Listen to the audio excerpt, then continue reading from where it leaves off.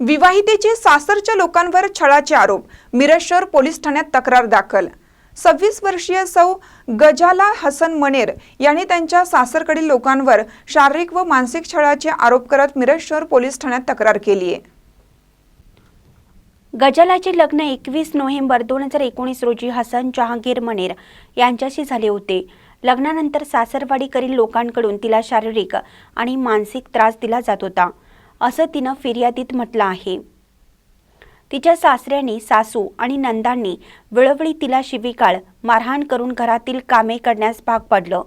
तिचा पती हसन यांनी मोबाईल दुकान सुरू करण्यासाठी तिच्या वडिलांकडून 5 लाख रुपये मागणी केली होती।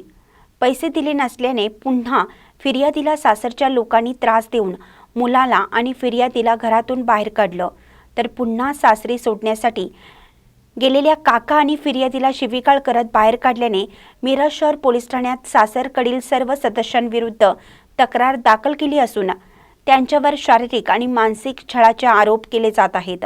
महानकरी न्यूजसाठी आदिमानी, मिरज। ताज्या बातम्यांसाठी महानकरीला सबस्क्राइब करा आणि बेल आयकॉनला क्लिक करा।